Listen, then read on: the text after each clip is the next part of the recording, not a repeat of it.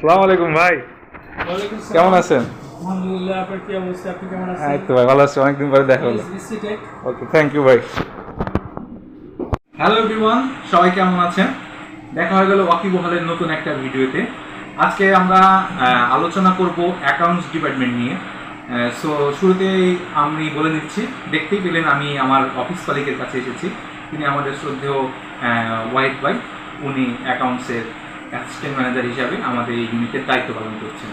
So আজকে আমরা জানবো অ্যাকাউন্টস অফিসার সম্পর্কে। প্রথমে আপনার কাছে জানতে চাইবো, একজন অ্যাকাউন্টস অফিসার হিসাবে কেউ যদি ফ্যাক্টরি রিলেটেড জবে জয়েন করতে চায়, তাহলে তার এডুকেশনাল ব্যাকগ্রাউন্ডটা কী হবে? ধন্যবাদ।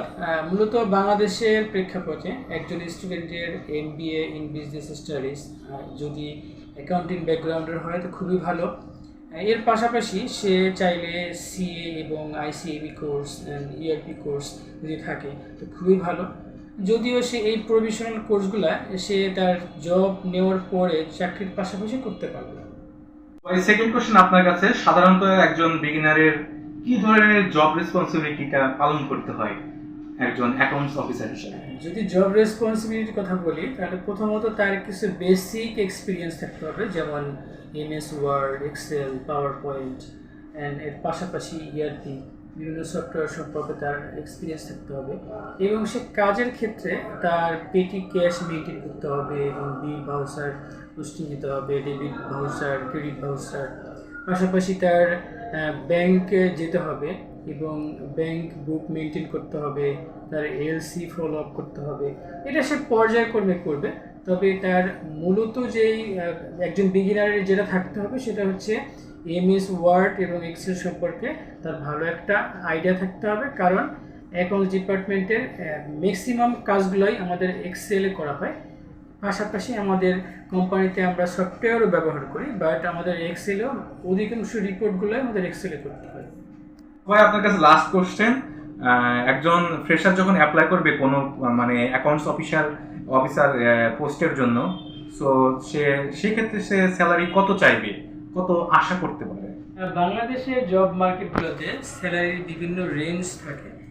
যদি কোনো একটা রেপুটেড কোম্পানিতে চাকরি নেওয়া যায় তো সেক্ষেত্রে একজন ফ্রেশারের জন্য 25 থেকে 30,000 স্যালারি অফার করে থাকে, এবং একটু ছোটো কোম্পানি বা এক মালিকানা কোম্পানিতে সাধারণত 20 থেকে 25,000 অফার করে থাকে।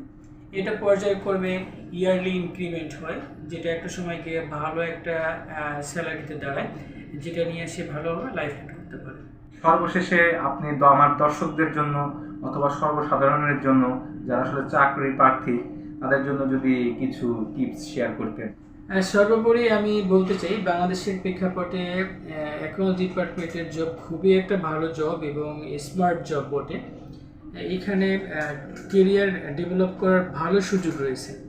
এর পাশাপাশি দেশের বাইরেও আপনি জানেন যে অ্যাকাউন্টস ডিপার্টমেন্টের জব খুবই একটা ভ্যালুয়েবল জব এবং মালিক পক্ষের কাছে এটা সফটনেসের একটা জায়গা।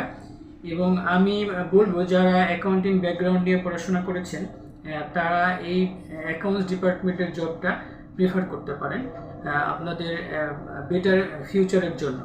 তো বন্ধুরা, ভিডিওটি কেমন লাগলো সবাই আমাকে জানাবেন কমেন্টস করে, এবং আপনারা কি ধরনের জব রিলেটেড ভিডিও চান এবং পরবর্তী ভিডিওতে আপনারা কি কি বিষয় সম্পর্কে জানতে চান আমাকে অবশ্যই কমেন্টস করে জানাবেন। ভালো থাকবেন সবাই, দেখা হবে ওয়াকিবহালের নতুন কোনো ভিডিও নিয়ে। ধন্যবাদ সবাই।